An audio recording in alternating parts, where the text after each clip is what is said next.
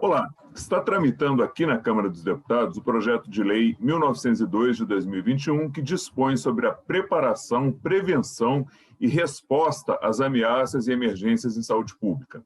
O projeto estabelece diretrizes para detectar e monitorar situações de risco de emergências de saúde pública de importância nacional, com o objetivo de reduzir e até de eliminar esses riscos. E para conversar sobre esse assunto, nosso convidado desta edição do programa é o deputado Odorico Monteiro, do PSB do Ceará, que é o autor do projeto.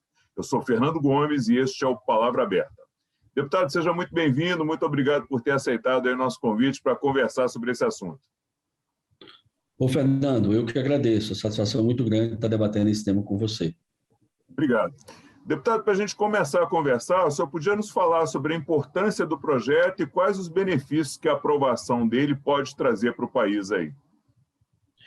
Veja, Fernando, a nossa legislação, do ponto de vista do que a gente chama em saúde pública, a vigilância epidemiológica, que é uma área extremamente importante no enfrentamento das pandemias, no dia a dia da gestão do sistema de saúde, convivendo com endemias e convivendo com uma série de doenças que precisam ser notificadas compulsoriamente, que precisam ser rastreadas, ou seja, precisa inclusive fazer o rastreamento de contato, é uma legislação antiga. Uma série de problemas ligados à questão da vigilância à saúde, elas, digamos assim, foram evidenciadas na própria pandemia. E aí a gente passou a ver, inclusive, vazios de regramentos, vazios de normas relacionadas a esse tema.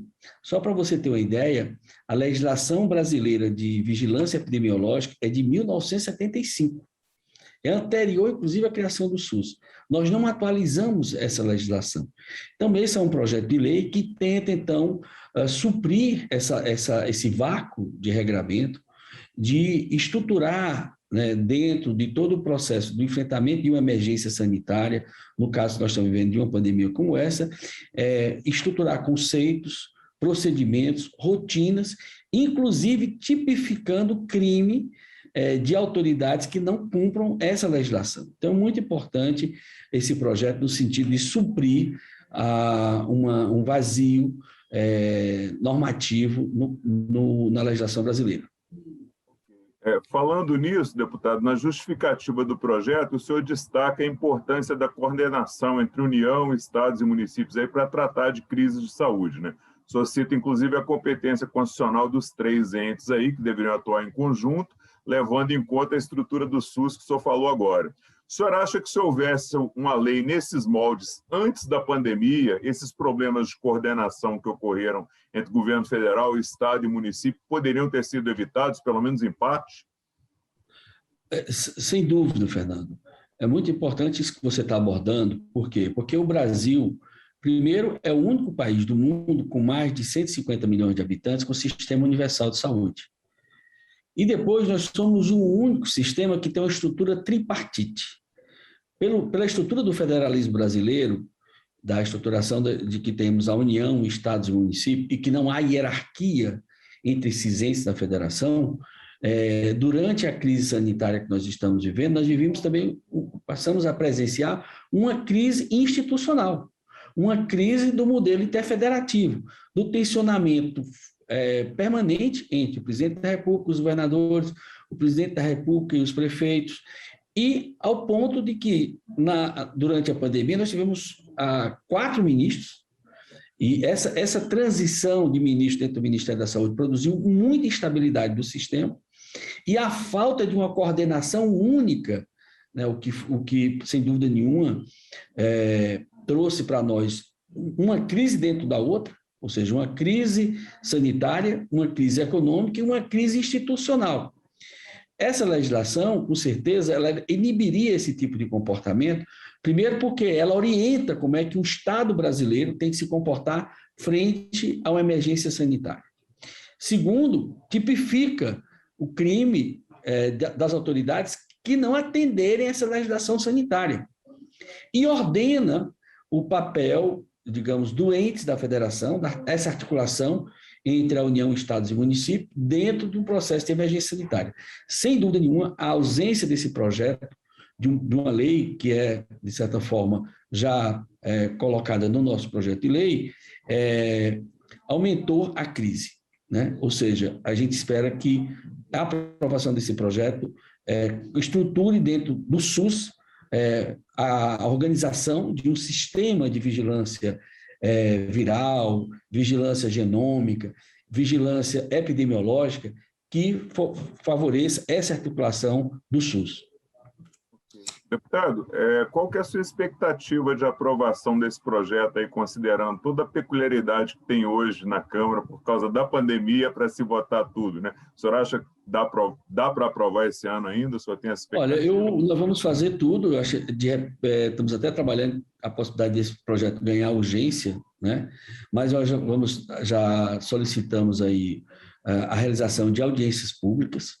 É um projeto que, de certa forma, ele vai tramitar, atualmente está tramitando na Comissão de Seguridade Social e Família, depois vai na Comissão de Finanças e Tributação e na Comissão de Constituição, Justiça e Cidadania. Então, nós vamos fazer um esforço grande já para realizar a primeira audiência pública ainda esse semestre e que ele possa tramitar rapidamente nas outras comissões, sendo aprovado esse ano ainda.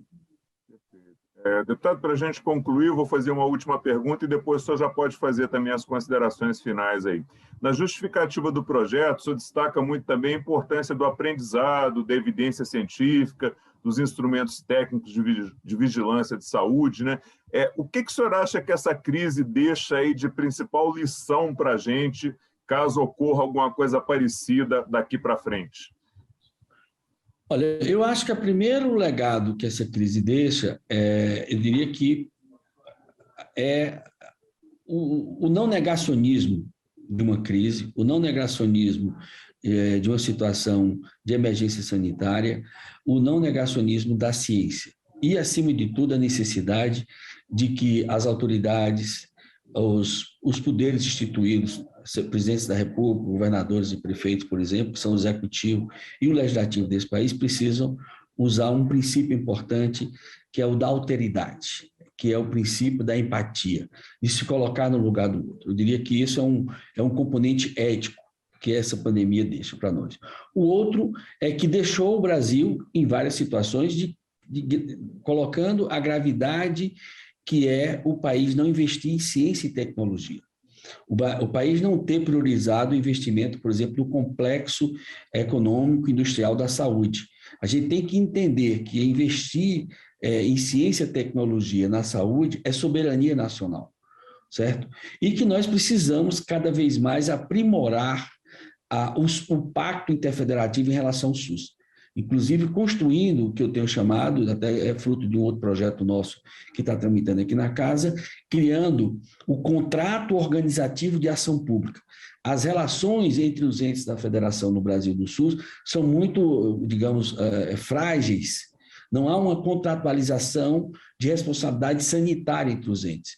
Então, eu diria que nós precisamos também aprimorar essa estrutura interfederativa do SUS, criando uma responsabilização solidária entre os entes. Então, isso eu diria que é outro legado importante. E, por último, dizer que esse projeto, ele tenta, então, já corrigir, eu nem diria corrigir, ele tenta suprir essa lacuna.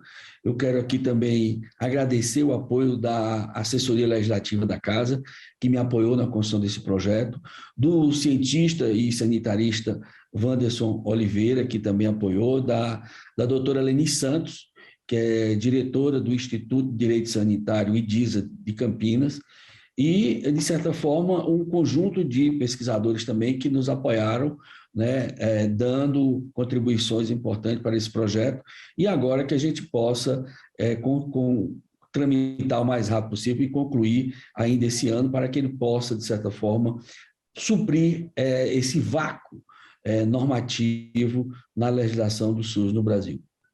Ok, deputado. Muito obrigado aí pela sua participação no programa e parabéns aí pelo projeto. Tá. Fernando, eu que agradeço e quero aproveitar também e parabenizar todos que fazem os meios de comunicação dessa casa. Obrigado, deputado.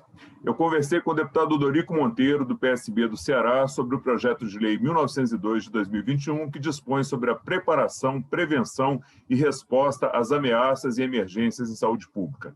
Se você quiser assistir novamente a este ou outro dos nossos programas ou ter informações sobre esse projeto de lei, é só acessar o site da Câmara, câmara.leg.br, ou as nossas páginas oficiais no Facebook, Twitter, Instagram e YouTube. A você que nos acompanha, muito obrigado pela sua audiência, um forte abraço e até a próxima.